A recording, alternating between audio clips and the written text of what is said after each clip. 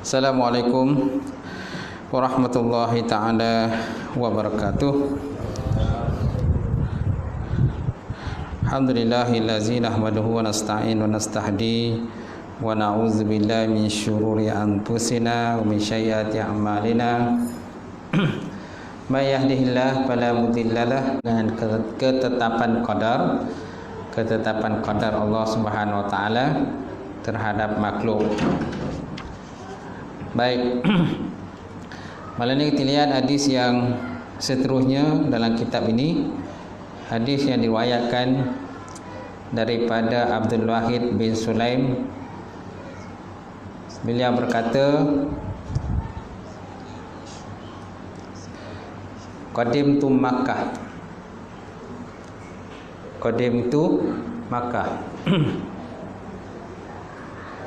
Gelap. Tutup lampu ni.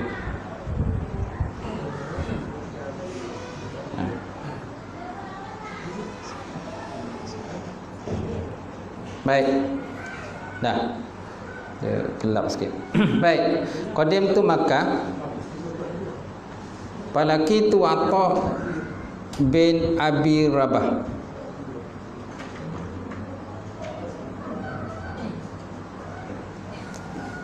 Falaqitu Atha bin Abi Rabah faqultu lahu ya Aba Muhammadin inna ahlal Basrah yaquluna fil qadar. Qala ya bunayya ataqra'unal Qur'an? Qultu na'am. Qala faqra'il Zukhruf. Qala faqra'tu Hamim wal kitabin mubin inna ja'alna Qur'anan Arabiyyan la'allakum ta'qilun wa innahu fi ummil kitabi ladaina la'aliyyun hakim. Sadaqallahul azim. Faqala atadri ma ummul kitab?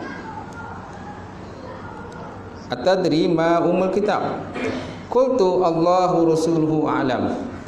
Qala fa innahu kitabun kataballahu qabla an yakhluqus samawati wa qabla an yakhluqal arda fihi. Innal fir'auna min ahli an-nar wa fihi tabbat yada abi lahabin wa tab ma aghna anhu maluhu wa ma kasab ila akhir ayat. Qala Atha falaqitul Walid ibnu Ubadah bin Samit sahiba Rasulillah sallallahu alaihi wasallam fasa'altuhu ma kanat wasiyatu abika indal maut. Qala da'ani abi faqala li ya bunayya ittaqillah wa'lam annaka lan tattakiyallahu hatta tu'mina billah wa tu'mina bil qadar kullihi khairihi wa syarrih. Fa in mutta ala ghairi hadza dakhalta an-nar. Inni sami'tu Rasulullah sallallahu alaihi wasallam yaqul inna awwala ma khalaqallahu al-qalam. Faqala uktub. Faqala ma aktubu. Qala aktubil qadar. Ma kana wa ma huwa kainun ilal abadi. Kama qala Rasulullah sallallahu alaihi wasallam. Maksudnya tentang hadis ini terima daripada Abu Wahid bin Sulaim. Beliau berkata qadimtu Makkah, aku masuk ke Makkah. Dia kata satu hari dia kata aku masuk ke Makkah. Falaqitu Atha bin Abi Rabah. Lalu aku bertemu dengan seorang lelaki bernama Atha bin Abi Rabah.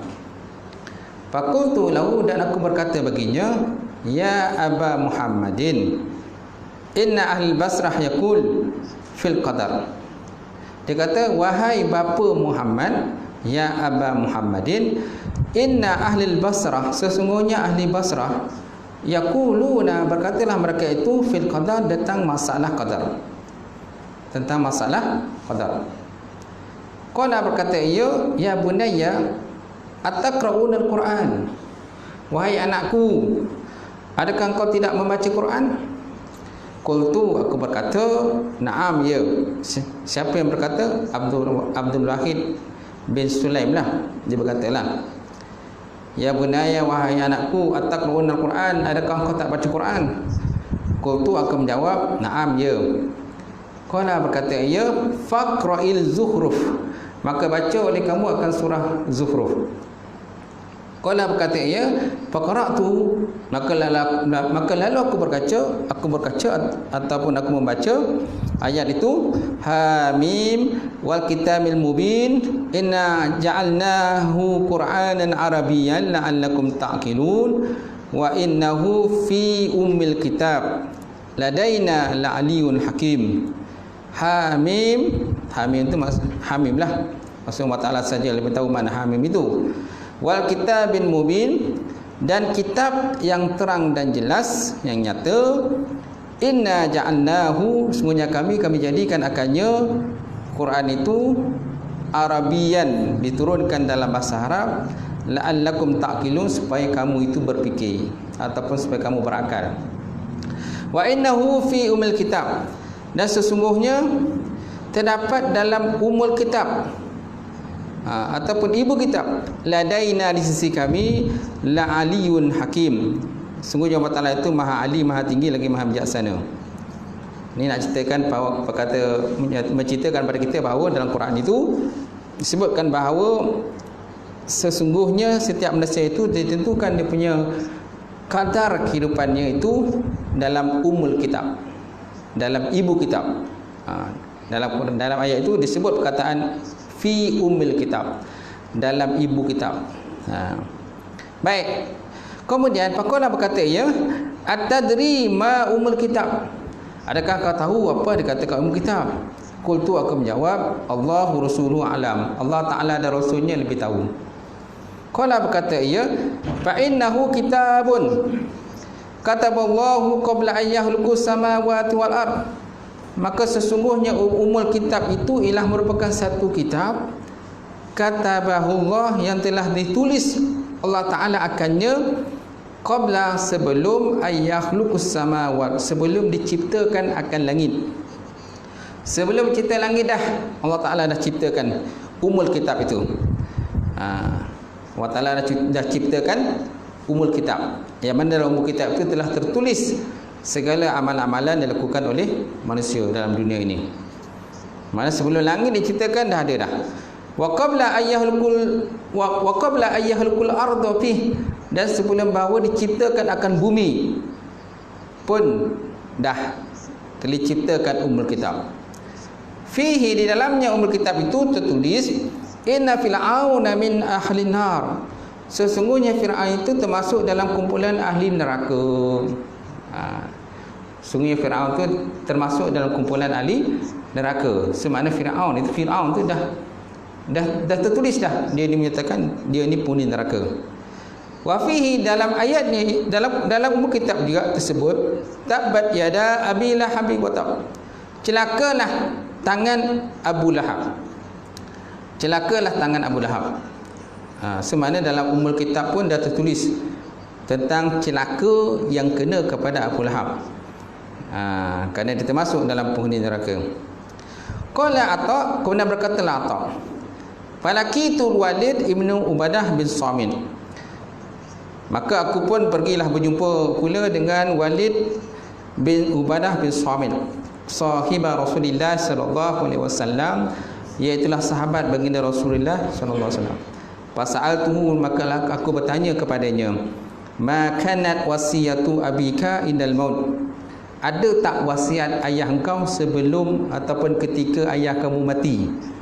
Ketika ayah kamu meninggal, ada tak ayah kamu buat wasiat apa-apa? Ma kanat wasiyatu abika indal maut.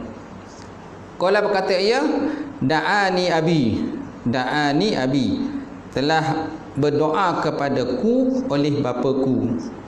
Faqala li, maka berkata ia kepadaku, ya bunayya, wahai anakku, ittaqillah, bertakwalah kamu kepada Allah Subhanahu wa taala, wa'lam, dan ketahui olehmu, annaka, sungguhnya engkau, lan tattaqillah, kamu tidak akan sampai kepada tingkatan bertakwa kepada Allah hatta tu'mina billah, sehinggalah kamu beriman kepada Allah Subhanahu wa taala. Wa tu'mina bil qadar, dan kamu beriman dengan perkara qadar, kullihi, semuanya, khairihi wa syarrih, baiknya dan juga buruknya, baiknya dan juga buruknya, qadar tadi. Fa in mutta ala ghairi zalika dahal tannar, maka jikalau engkau mati di atas selain demikian, selain daripada beriman kepada Allah dan selain daripada beriman dengan qadar, perkara qadar, dahal tannar, nescaya kamu masuk dalam neraka jahanam, kamu masuk dalam neraka. Ini sami'tu Rasulullah sallallahu alaihi wasallam yaqul, sesungguhnya aku mendengar baginda Nabi sallallahu alaihi wasallam bersabda ia, inna awala ma khalaqallah al-qalam, sesungguhnya awal-awal perkara yang telah dicipta oleh Allah Subhanahu wa taala itu ialah al-qalam, ialah al-qalam. Faqala, berkata ia, uktub, tulis oleh kamu. Jadi Allah Ta'ala pun berfirman kepada qalam mana pena yang menulis amalan manusia di Lauh Mahfuz, dia kata uktub, tulis oleh kamu. Faqala, berkata ia, ma aktubu, apa yang aku nak tulis ya Allah, apa benda yang aku nak tulis ini? Qala, berkata ya Allah Ta'ala, uktibil qadar, tulis oleh kamu tentang qadar, makana, barang yang ada ia, wa ma huwa, dan barang yang ada ia, kainun ila abadi, yang ada ia ila abadi, sehinggalah kepada hari kiamat, sehinggalah selama-lamanya, ataupunlah sehinggalah pada hari kiamat, tuan-tuan. Okey, itu terjemahan secara harfiah lah, harfiah. Okey, kita lihat dia punya terjemahan disediakan sini. Dia kata saya telah datang ke Mekah dan bertemu dengan Atta bin Abu Rabah. Lalu saya bertanya kepadanya, wahai Abu Muhammad, sesungguhnya penduduk Basrah telah bercakap-cakap tentang qadar. Bila berkata, wahai anakku, adakah kamu membaca Quran? Saya menjawab, ya. Bila berkata, bacalah surah Az-Zukhruf. Beliau, iaitulah Abdul Wahid bin Sulaim tadi, berkata, lalu saya membaca Hamim, demi kitab yang menjelaskan kebenaran, wa kitabil mubin, sesungguhnya kami telah menjadikannya bacaan dalam bahasa Arab, Quran tadi, mudah-mudahan kamu faham, la'allakum ta'qilun. Sesungguhnya dia berada dalam umul kitab, di sisi kami ialah kitab yang tinggi lagi bijaksana. Bila berkata, adakah kamu tahu apakah dikatakan umul kitab? Kamu tahukah apa yang dikatakan umul kitab? Umul kitab dengan Lauh Mahfuz ni berbeza. Umul kitab dengan Lauh Mahfuz berbeza, tuan-tuan. Kalau disebut oleh Ibrahim Bajuri disebut dalam kitab tauhid, dia kata umul kitab ai ahlul ummul Lauh Mahfuz. Umul kitab ialah ibu kepada Lauh Mahfuz, wa huwa ilmuhu ta'ala allazi la mahwa fihi wala isbat, iaitulah ilmu Allah Subhanahu wa taala yang tidak boleh menerima penghapusan padanya dan tiada boleh menerima kepada penetapan. Tidak boleh menerima pada penghapusan dan juga tidak boleh menerima penetapan. Dia dikatakan sebagai umul kitab. Wa amma Lauh Mahfuz, adapun Lauh Mahfuz pula, fa haqqul qabul ma fihi lil mahwa wala isbat, maka hak ia menerima padanya oleh penghapusan dan juga penetapan. Dia boleh menerima penghapusan dan juga boleh menerima penetapan. Itu beza di antara umul kitab dan juga Lauh Mahfuz. So maknanya, tuan-tuan, bahawa setiap amalan kita ni kan, dia sama ada tertulis di Lauh Mahfuz ataupun tertulis di umul kitab. Cuma beza antara Lauh Mahfuz dengan umul kitab ni, amalan-amalan kita yang tertulis di Lauh Mahfuz tadi boleh lagi menerima penghapusan. Boleh lagi menerima penghapusan. Maknanya boleh diubah. Okey. Sedangkan ilmu kita, amalan kita yang tertulis dalam umul kitab itu, dia tidak boleh menerima penghapusan dan juga pengisbatan. Tak boleh kita nak ubah-ubah lagi dah. Itu beza di antara uluh mahfuz. Sedangkan di uluh mahfuz ni boleh lagi. Sebabnya kalau tuan-tuan belajar ada satu bab lagi dalam bab akidah ni, qadar takdir mu'alliq, qada mubram dan juga takdir mu'alliq. Qada mubram dan juga takdir mu'alliq. Semaknanya amalan-amalan kita itu dia ada dua. Satu yang boleh menerima perubahan, satu lagi tidak boleh menerima perubahan lagi. Kalau seandainya amalan kita itu hanya tertulis di lauh mahfuz saja, semaknanya dia masih lagi boleh menerima perubahan. Contohnya dengan cara kita berdoa kepada Allah Subhanahu Wa Taala, ataupun dengan kita melakukan amalan-amalan soleh, ataupun kita menghubungkan silaturahim. Dengan menghubungkan silaturahim juga boleh merubah akan sesuatu perkara yang ditetapkan di lauh mahfuz. Tetapi kalau seandainya perkara-perkara yang telah tertulis di umul kitab itu, maksud ilmu kitab itu berada dalam ilmu Allah Subhanahu Wa Taala, satu benda itu tidak boleh diubah lagi. Tak boleh diubah lagi. Okey?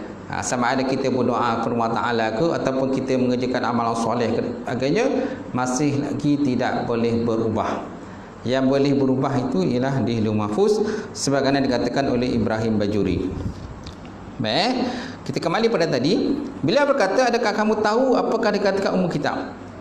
Saya menjawab, Allah dan Rasulnya lebih mengetahui. Bila berkata, sesungguhnya ia adalah kitab yang ditulis oleh Allah Subhanahu Wa Taala sebelum menciptakan langit dan bumi. Semakna sebelum langit dan bumi diciptakan Allah Taala, maknanya umul kitab ni dah ada dah. Kemudian di dalamnya juga terdapat nyatakan bahawa Fir'aun itu termasuk dalam kumpulan ahli neraka. Kemudian juga disebut dalam itu berkenaan dengan kisah Abu Lahab. Tabbat yada abi lahabi wa tab ma aghna anhu maluhu wa ma kasab. Di mana Abu Lahab ini termasuk dalam penghuni neraka. Kenapa tuan? Kerana dia suka mengganggu Rasulullah sallallahu alaihi wasallam dalam dakwah baginda Rasulullah. Baik. Kemudian Atta' berkata, lalu saya bertemu dengan Al-Walid bin Ubadah bin Samit, seorang sahabat Nabi sallallahu alaihi wasallam, dan beliau bertanya kepadanya, apakah wasiat bapamu ketika dia hendak meninggal dunia? Beliau berkata, bapa saya telah memanggil saya. Lalu dia berkata, wahai anakku, bertakwalah kamu kepada Allah Subhanahu Wa Taala, sehingga engkau beriman dengan, dan kamu tidak akan dikira sebagai beriman kepada Allah, dan kamu tidak sampai pada tahap bertakwa kepada Allah sehingga kamu beriman dengan Allah Ta'ala dan juga beriman dengan qadar, sama ada baik ataupun sama ada buruk. Jika engkau mati dalam keadaan sebaliknya, maka engkau masuk dalam neraka. Baik, kemudian sesungguhnya aku telah mendengar Nabi SAW bersabda, dia kata, sesungguhnya perkara terawal yang diciptakan Allah Ta'ala oleh Allah Ta'ala itulah pena. Pena itulah yang menulis segala amalan-amalan manusia. Maka dia berfirman, Allah Ta'ala firman pada pena, dia kata, bila dia telah diciptakan, tulislah. Maka lalu pena berkata kepada Allah, apa yang nak aku tulis ya Allah? Lalu Allah Ta'ala berfirman, tulislah qadar yang telah lalu dan akan datang sehinggalah kepada selama-lamanya. Sehinggalah selama-lamanya. So maknanya sekalian manusia itu kan, semuanya itu bergerak di atas qada dan qadar yang telah pun ditentukan oleh Allah Subhanahu Wa Taala. Okey, kalau Allah Taala nak menentukan qadar yang baik, maka diluluskan qadar yang baik tadi, maka kita buat qadar yang baik tadi. Tapi kalau seandainya Allah Taala nak meluluskan qadar yang tidak baik pada kita, macam mana? Macam mana Allah Taala nak qadar, menentukan qadar tak baik pada dia, kepada kita? Nabi SAW pernah bersabda, tuan-tuan, dia kata, iza aradallah infazul qada'ihi wa qadarihi salaba zawil ukulihim hatta yanfaza fihim qada'uhu wa qadarihi fa iza qadiya amruhu radda ukulihim waqa'atin nadamah rawahu Dalimi. Maksudnya tuan-tuan, apabila Allah Ta'ala nak menembuskan akan qada dia, dan juga Allah Ta'ala nak menembuskan qadar dia, salaba zawil hukum, Allah Ta'ala akan menghilangkan orang-orang yang punya akal tadi akan akal mereka. Allah Ta'ala akan menghilangkan akal-akal orang-orang yang punya akal tadi akan akal mereka, hatta yanfiza fihim qada'u wa qadarihi, sehinggalah Allah Ta'ala meluluskan pada mereka itu akan qada dan juga qadar dia. Fa iza qadiyal amruhu, apabila Allah Ta'ala telah meluluskan qadar dia, radda ukulhi, Allah Ta'ala mengembalikan semula akal mereka kepada orang yang ada akal tadi, yang bila akal dia dah hilang tu Allah Ta'ala kembalikan akal dia semula, wa waqa'atin nadamah, kemudian berlakulah penyesalan kepada orang yang telah melakukan tadi, pada tuan-tuan. Itu sebabnya kita tak boleh melawan qada dan qadar Allah. Ada masanya kita gembira dan kita bahagia, ada masanya kita menderita, kita sakit, kan, kita contohnya kemalangan jalan raya dan sebagainya, kan. Walaupun kita dah berusaha dah sebaik mungkin untuk mengelak daripada kejadian itu berlaku, tetapi sebabkan Allah Ta'ala telah menentukan qada dan qadarnya pada kita, kan, maka benda itu mesti akan berlaku. Kita tak boleh elak macam mana sekalipun, tak boleh. Antaranya sebagaimana disebut dalam hadis tadilah, bila Allah Ta'ala nak meluluskan qada dan qadarnya, Allah akan menghilangkan orang punya akal tadi, akal mereka. Contoh kalau dalam bab insiden, sama ada kita langgar orang atau orang langgar kita, kan. Bila kita melanggar orang, mana Allah Ta'ala akan menghilangkan akal kita. Bukan hilang akal ni macam tak adalah macam orang gila, tak ada. Tapi kita tak boleh nak kontrol akan diri kita tadi, tak boleh nak kontrol diri kita, dan akhirnya kita melanggar orang lain, ataupun orang lain langgar kita. Orang lain langgar kita, mana Allah Ta'ala mentakdirkan kepada hamba tadi, kan, meluluskan dia punya urusan Allah Ta'ala tadi pada hamba tadi, sehingga dia hilang akal, dia tak boleh mengawal diri dia, akhirnya dia langgar kita, kan. Bila dia langgar kita, terlepas tu dia menyesal di atas apa yang dilakukan, dia minta maaf pada kita. Ini nak menunjukkan pada kita bahawa Allah Ta'ala telah meluluskan akan qada dan juga qadar daripada diri kita.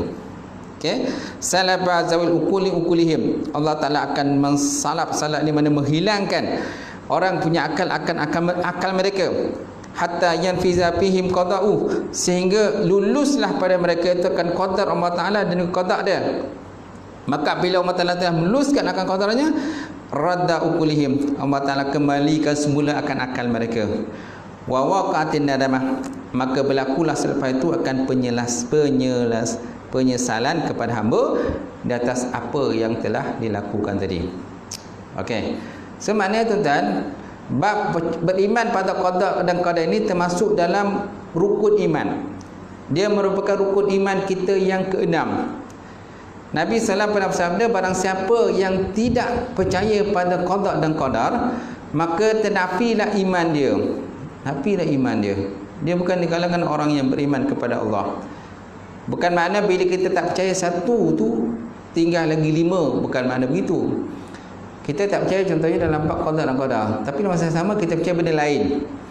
Kita percaya pada Allah, percaya pada Rasul, percaya pada kitab, percaya pada kata hari kiamat dan sebagainya.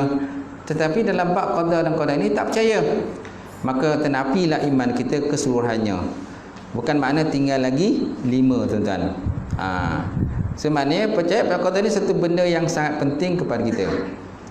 Malahan Nabi juga pernah bersabda, kan, Nabi pernah berkata kepada para sahabat, kamu tahu tak siapa di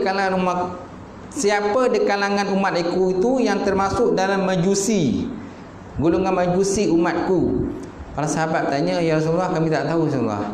Siapakah majusi di kalangan umat engkau ya Rasulullah? Maka Nabi SAW bersabda, dia kata, yang termasuk di kalangan majusi umat aku itulah orang yang tidak percaya pada qadar. Dia tak percaya pada qadar, kan? Itu sebabnya kalau kita dalam akidah Ahlussunnah wal Jamaah ni, tuan-tuan, kita kena percaya pada qada dan qadar. Dan apa lagi, kan, kita ni berbeza dengan golongan Mu'tazilah. dan kita juga berbeza dengan golongan Qadariyah, dan kita juga berbeza dengan golongan Jabariyah. Golongan Jabariyah. Okey, kalau golongan Qadariyah ini kan segala usaha dan juga kejayaan mereka itu bergantung kepada usaha mereka. Tidak ada kaitan dengan Allah Subhanahu Wa Taala. Kan sama ada kita berjaya ke tak berjaya terserah pada diri kita sendiri. Tak ada campur tangan Allah Taala ke situ. Itu dikatakan sebagai golongan Qadariyah. Yang kedua, golongan Jabariyah. Golongan Jabariyah pula tuan-tuan, dia tak ada usaha apa-apa. Dia serahkan diri bulat-bulat kepada Allah Subhanahu Wa Taala. Dia tak perlu bekerja. Mereka hanya duduk diam saja dengan goyang apa tu, baring-baring begitu saja, tanpa ada usaha dan sebagainya. Mereka hanya menyerahkan diri bulat-bulat kepada Allah Taala, mana tidak ada usaha daripada mereka. Jadi mereka ini termasuk dalam golongan Qadariyah, Jabariyah. Sedangkan kita daripada golongan Sunnah wal Jamaah ini usaha daripada makhluk, sedangkan kejayaan itu bergantung kepada qada dan qadar Allah Subhanahu Wa Taala. Kalau golongan Mu'tazilah lain pula. Golongan Mu'tazilah ini meletakkan akal mereka lebih tinggi daripada Al-Quran dan Sunnah Rasulullah sallallahu alaihi wasallam. Pengasas kepada golongan Mu'tazilah itu ialah Wasil bin Atha. Wasil bin Atha ini asalnya dia ni anak murid kepada Hasan Al-Basri. Tetapi oleh kerana dia tak setuju dengan Hasan Al-Basri, maka dia mufarakah. Dia keluar daripada golongan Ahli Sunnah wal Jamaah, maka dia membentuk fahaman Mu'tazilah, nama dia. Faham Mu'tazilah. Okey. Dia tak setuju dengan gurunya Hasan Al-Basri, contohnya dalam bab orang yang melakukan dosa besar. Orang yang melakukan dosa besar. Kalau dalam Ahli Sunnah wal Jamaah ini, orang yang melakukan dosa besar kan selain daripada syirik kepada Allah Subhanahu Wa Taala, mereka akan dimasukkan dalam neraka, tetapi mereka itu tidak kekal dalam neraka. Kan setelah habis dia punya dibalas segala dosa-dosa kesalahannya dalam neraka, kemudian besok satu hari nanti besok di akhirat itu dikeluarkan daripada neraka, lalu dibawa masuk dalam syurga Allah Subhanahu Wa Taala. Berbeza dengan Wasil bin Atha yang mengasas golongan Mu'tazilah. Dia berkata bahawa orang yang melakukan dosa besar, mereka ini termasuk dalam kumpulan orang yang kafir sejati. Sebagaimana orang kafir sejati, kafir tulen macam itulah juga dengan orang yang melakukan dosa besar. Okay? Jadi mereka kekal dalam neraka. Mereka kekal dalam neraka, cuma dia punya balasan seksaannya itu kurang sedikit, dia kata, berbanding dengan orang yang kafir tulen ataupun kafir sejati. Itulah pahaman Mu'tazilah yang berbeza dengan pahaman Ahli Sunnah wal Jamaah, tuan-tuan. Baik, kemudian diriwayatkan pula daripada Abdurrahman bin Qatadah Al-Sulami, dan beliau adalah salah seorang daripada sahabat Nabi sallallahu alaihi wasallam. Beliau berkata, sami'tu Rasulullah sallallahu alaihi wasallam yaqul, khalaqallahu Adam summa akhadha khalqa min zuhrihi wa qala haula'i fil jannati wala ubali wa haula'i fin nar wala ubali. Faqala qail, ya Rasulullah, fa'ala maza ta'mal, fa'ala maza na'mal? Faqala ala mawaqil qadar, faqala ala mawaqil qadar. Maka Rasulullah sallallahu alaihi wasallam. Artinya dia kata, sami'tu Rasulullah sallallahu alaihi wasallam yaqul, satu hari aku mendengar Nabi sallallahu alaihi wasallam bersabda, khalaqallahu Adam, Allah Taala telah mencipta Nabi Adam alaihissalam. Summa akhadha khalqa min zurihi, kemudian Allah Taala mengambil akan makhluk, segala makhluk itu daripada belakangnya, daripada zuhrihi, daripada belakangnya Nabi Adam alaihissalam. Kemudian berkata ya Allah Taala, haula'i fil jannah, mereka ini termasuk dalam kumpulan ahli syurga. Wala ubali, sedangkan aku tidak kisah. Wala ubali maksudnya sedangkan aku tidak kisah. Kemudian wa haula'i finnar, kemudian Allah Taala berfirman lagi, dan mereka ini pula termasuk dalam kumpulan neraka. Satu kumpulan masuk dalam syurga dan satu kumpulan masuk dalam neraka. Wala ubali, dan aku tidak kisah, kata Allah Subhanahu Wa Taala. Qala qail, Maka berkatalah oleh orang yang berkata, ya Rasulullah, fa'ala maza na'mal. Kalau begitu ya Rasulullah, untuk apa kita nak beramal? Untuk apa kita nak beramal? Sedangkan dah ditentukan kita ni syurga ataupun neraka. Qala, berkatalah Rasulullah sallallahu alaihi wasallam, ala mawaqi'il qadar. Ala mawaqi'il qadar maksudnya kita beramal atas ketetapan qadar itu. Atas ketetapan qadar. Walaupun memanglah Allah Ta'ala dah sebut, dia kata ada sebahagian makhluk ini berada dalam neraka dan sebagainya berada dalam syurga. Tetapi kita tahukah kita ada neraka ataupun syurga? Persoalannya itulah, kita tahu ke tidak? Tak tahu kan? Cuma Allah Ta'ala dia declare begitulah. Tetapi adakah kita ni penghuni neraka atau syurga? Tidak, kita tak tahu. Kemungkinan kita penghuni neraka syurga. Alhamdulillah, insyaAllah. Kalau penghuni neraka, na'udzubillah min zalik lah, janganlah kita termasuk dalam kumpulan neraka. Baik. Akan tetapi kan ada persoalan daripada orang yang bertanya, dia kata kalau macam tu Ustaz, untuk apa kita nak beramal? Rasulullah kata kena beramal juga. Kerana seorang tadi beramal di atas apa yang telah pun ditetapkan qadar ke atas dirinya. Macam mana yang ditetapkan qadar atas diri kita itu, begitulah sebenarnya cara kita beramal itu. Apa yang dimudahkan atas kita itu, itulah sebenarnya yang ditetapkan Allah Ta'ala. Diazali kepada diri kita, tuan-tuan. Okey. Di samping itu, ialah manusia dia ada usaha dan ikhtiar. Manusia juga boleh berdoa kepada Allah.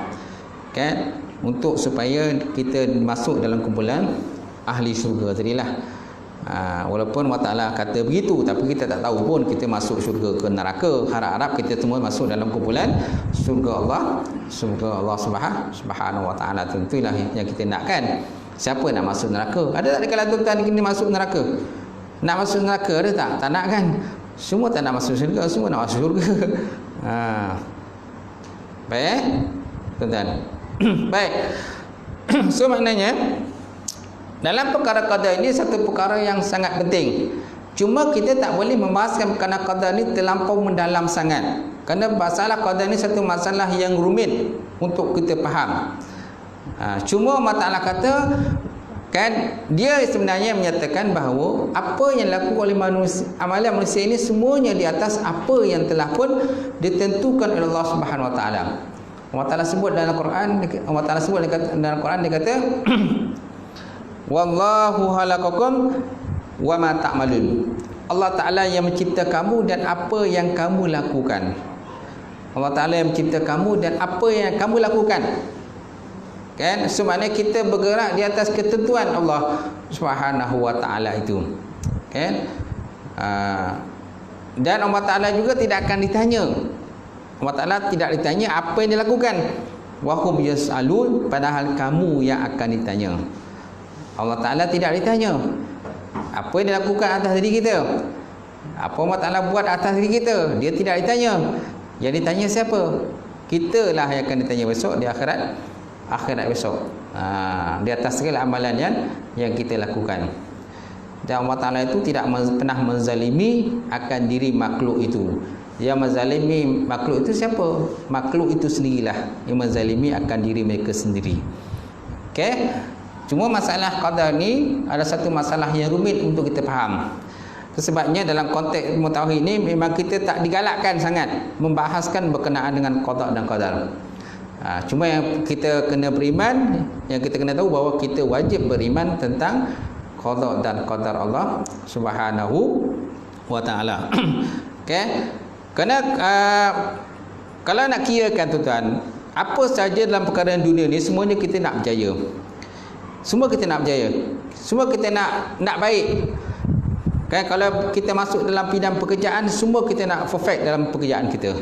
Kalau kita hantar anak kita nak pesa kan, nak SPM ke ataupun PT3 ataupun mana-mana peperiksaan yang mereka nak masuk kan, nak ikuti, kalau boleh kita nak anak kita itu perfect, dapat kejayaan yang baik. Kalau tidak pun mungkin 10A, 11A. Kalau SPM berapa subjek tuan-tuan? 11A kan. 11 mata pelajaran. Sebenarnya kita nak anak kita 11 pelajaran mata pelajaran itu mendapat 11A. 11A. Tapi adakah kita boleh dapat, anak kita boleh dapat 11A? Belum tentu dia dapat. Okey, kalau pelajar dalam kelas itu contohnya kalau tingkatan berapa contohnya? Tingkatan 3 lah. Mungkin contohnya kadang-kadang ada 3 kelas. Satu kelas mungkin kadang-kadang dalam 30 orang. 30 darab 3 mana 30 orang pelajar untuk satu kelas. Untuk satu darjah ataupun tingkatan kan. Okey. Dalam semua pelajar tadi bukan semuanya pelajar pun dapat 11A, 10A. Tak ada. Malah mungkin ada kadang-kadang 1A je. 1A je.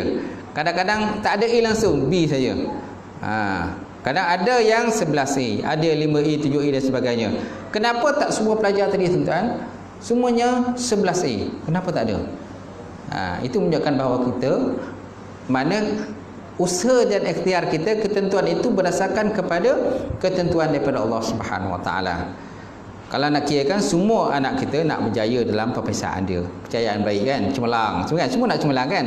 Tapi adakah boleh cemerlang? Belum tentu. Kan? Kerana adanya qada dan qadar Allah Subhanahu Wa Taala. Manusia ada berusaha dan Allah Taala itulah yang menentukan dia. Betul tak?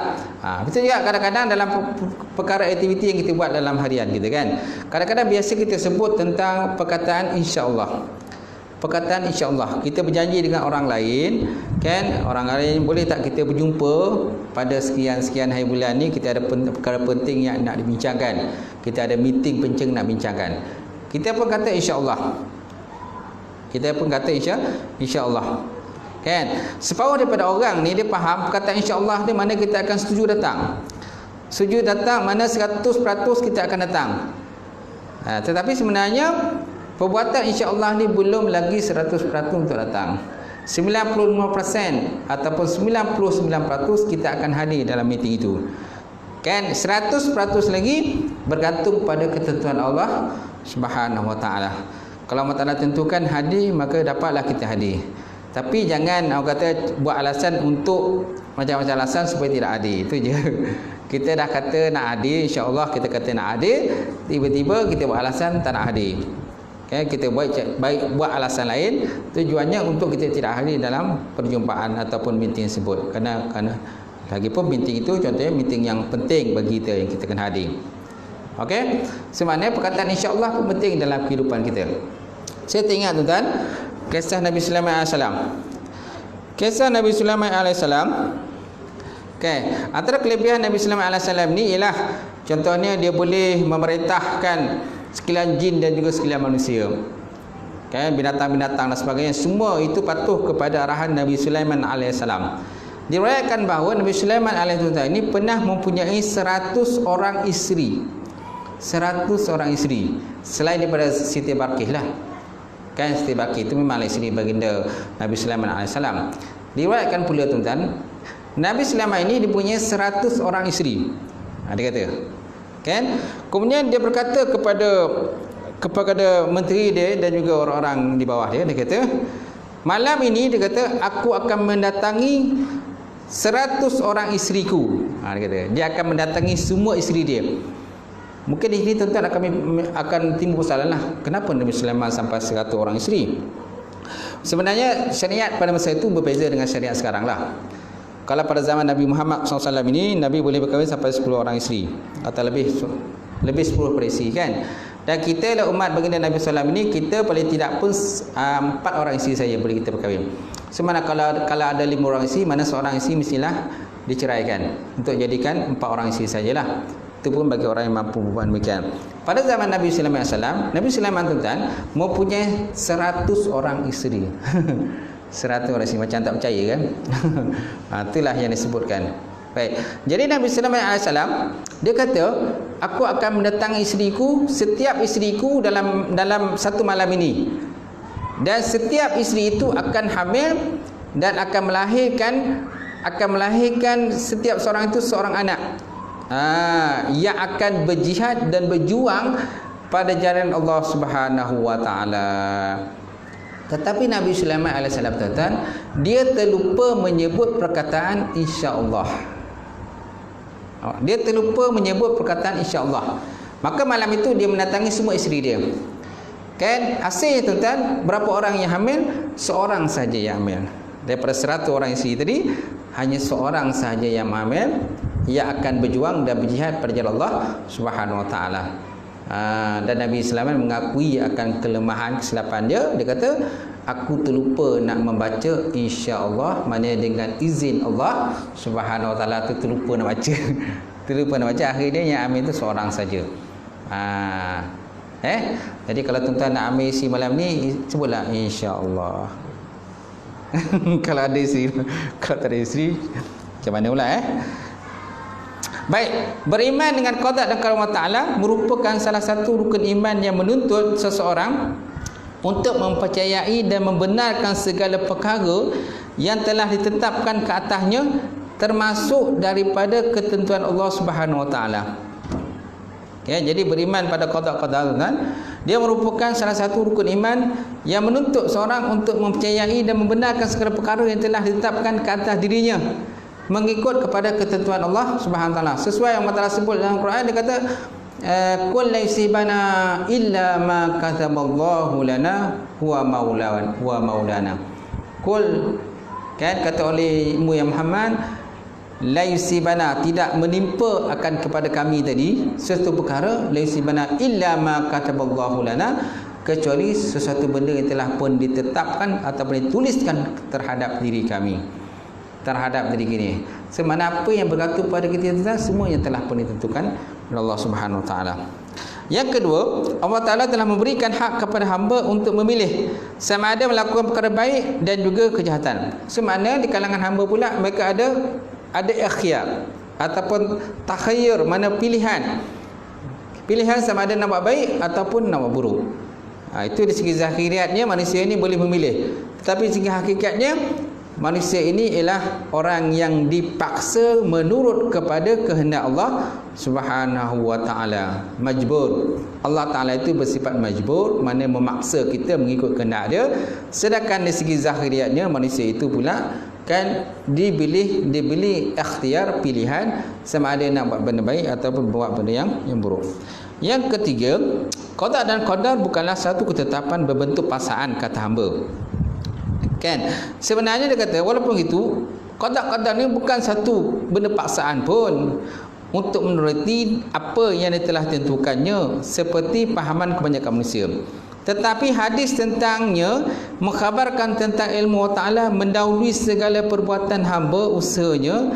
Ia berlaku dengan takdir daripadanya Allah, dan dia telah menciptakan kebaikan dan keburukan kepada perbuatan itu. Kan, kalau sebut dalam kitab lain pula kan, kita ni diperbagaikan seperti wayang kulit. Wayang kulit yang digerakkan oleh tok dalang. Kan, wayang kulit yang digerakkan oleh tok dalang. Jadi zahirian kita nampak wayang kulit itu yang bergerak sendiri, tetapi hakikatnya siapa yang menggerakkan wayang kulit? Tok dalang itulah yang menggerakkan dia. Sama ada nak ke kiri, ke kanan, ke depan, ke belakang. Kan? Okay? Zahirian kita nampak seperti wayang kulit itu yang ada suara, tapi hakikatnya wayang kulit tidak ada suara. Yang bersuara siapa? Tok dalang itu yang di belakang itu yang bersuara. Kan? Dan biasa tok dalang ni dia boleh mengejek dengan pelbagai jenis logah ataupun bahasa lah. Kalau kita tak pandai berbagai logah dan bahasa, kita jangan jadi tok dalang. Tak boleh. Tok dalang ni kena pelbagai. Dia boleh berlagak seperti suara perempuan, dia boleh berlagak seperti suara lelaki, dia boleh berlagak seperti suara orang Arab ke, orang Melayu ke, orang Cina ke, kan? Dia semua boleh lah. Dia semua boleh. Itu dikatakan sebagai tok dalang. Kalau tuan-tuan boleh mengajuk pelbagai jenis logah bahasa ni, jadi tuan-tuan layak jadi tok dalang. Kalau tak boleh. Tak boleh. Kerana tok dalang ni mesti ada kemahiran dia mengajuk pelbagai bahasa. Paling tidak pun tuan-tuan, paling tidak pun 10 ataupun 20 bahasa. Kita boleh kena kuasai baru boleh jadi tok dalang. Kerana dia terpaksa memainkan berbagai jenis peranan ketika dia nak menggayakan, menggerak-gerakkan wayang kulit itulah. Iaitu dengan berlawan dia, dengan berasak dia, kan. Baik. Kemudian lagi, semua manusia telah mengakui Allah Ta'ala sebagai Tuhan mereka sebelum dilahirkan ke dunia lagi. Malah nasib mereka ketika hidup telah ditentukan, iaitu amalan dia, rezeki dia, ajal maut dan keadaannya sama ada termasuk dalam kalangan Sa'id ataupun syakiyun, sama ada baik dan atau buruk, dah tentukan. Malah ada hadis menyatakan bahawa manusia ini 40 hari dalam keadaan nutfah. Sebelum manusia dilahirkan ke dunia, manusia ini dalam 40 hari dalam keadaan nutfah. Percampuran benih laki-laki dan juga benih perempuan. Kemudian berubah menjadi alqah, segumpal darah. Segumpal darah selama 40 hari. Kemudian bertukar menjadi mudghah, segumpal daging. Segumpal daging. Kemudian ditiupkan akar ruh. Kalau Allah Ta'ala kata, aku nak hamba ini hidup di dunia, maka Allah Ta'ala perintahkan kepada mereka Jibril supaya ditiupkan ruh akan hamba tadi. Kalau seandainya Allah Ta'ala telah menentukan bahawa aku tak nak hamba ini hidup di dunia, aku nak dia mati, maka Allah Ta'ala menentukan bahawa Jibril menentukan dia mati. Maka berlakulah keguguran kepada janin. Keguguran kepada janin bagi orang yang mengandung atau yang hamil tadi ya. Tapi kalau Allah Ta'ala menentukan hamba ini hidup, maka Allah Ta'ala perintahkan supaya kepada mereka Jibril supaya ditiupkan akan ruh kepada hamba tadi, maka hamba tadi pun hiduplah dengan izin Allah Subhanahu Wa Ta'ala. Kemudian dipanggil malaikat untuk ditentukan tentang amalan dia ketika hidup di dunia, sama ada baik ke atau buruk ke, ataupun di mana dia akan mati besok, macam mana kehidupan dia di dunia, semuanya telah pun ditentukan oleh Allah Subhanahu Wa Ta'ala, tuan-tuan. So dalam masa berapa lama, tuan-tuan? So maknanya 40 hari, 40 kali 3, 120 hari. Mana dalam masa 120 hari kita dah ditentukan dalam janin kita itu, janin perempuan itu dah ditentukan seorang itu sama ada hidup dia macam mana keadaan nanti ketika dia lahir ke dunia nanti. Dah ditentukan dah. Dia janin ni biasanya 90 hari kan. Ada 9 bulan. 9 bulan kan, biasanya 9 bulan lah. Tapi walaupun belum sampai 9 bulan, dah ditentukan. Allah Ta'ala dah tentukan dalam janin itu, terhadap janin tersebut dalam perut ibu dia. Baik, kemudian sekali lagi, orang yang ditentukan masuk ke syurga akan dilorongkan melakukan amalan kebaikan serta mati dalam keadaan tersebut. Manakala orang yang ditentukan masuk dalam neraka akan dilorongkan ataupun diteruskan ataupun diarahkan melakukan amalan kejahatan dan mati dalam keadaan yang tersebut itu. Nauzubillah min zalik. Kemudian manusia tidak berhak mempersoalkan tentang ketetapan Allah Ta'ala. Kita tak berhak mempersoalkan kenapa Allah Ta'ala buat kita begini, kenapa Allah Ta'ala buat kita begitu, kenapa kita ni orang kata hidup dalam keadaan orang kata miskin, susah, apa keadaan dan sebagainya. So kita jangan mempersoalkan ketetapan yang berlaku terhadap Allah Subhanahu Wa Ta'ala. Bahkan mereka perlulah mempersiapkan diri dengan amalan kebaikan sebelum disoal di akhirat besok. Kemudian yang seterusnya, yang akhir sekali, galakkan berdoa supaya sentiasa istiqamah melakukan amalan kebaikan sehingga mati dalam keadaan yang baik. Allahumma khtim lana bi husnil khatimah wa la tahtim alaina bi su'il khatimah. Itu doa yang biasa kita baca kan.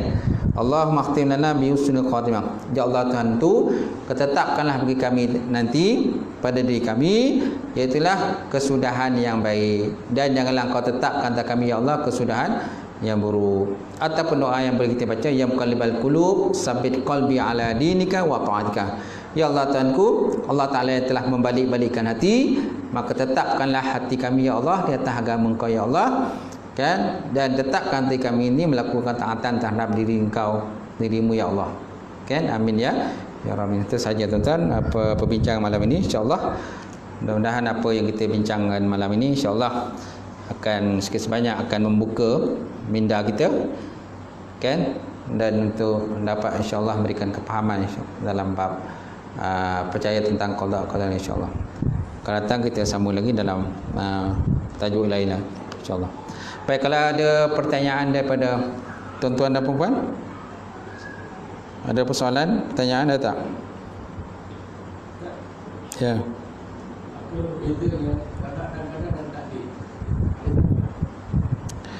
Qada dan qadar. Qada ni ialah ketentuan lah. Takdir ni sama dengan qada. Takdir sama dengan qada dan qadar. Qadar tu sama dengan takdir lah. Qadar itu sama dengan takdir. Qada ni ketentuan Allah.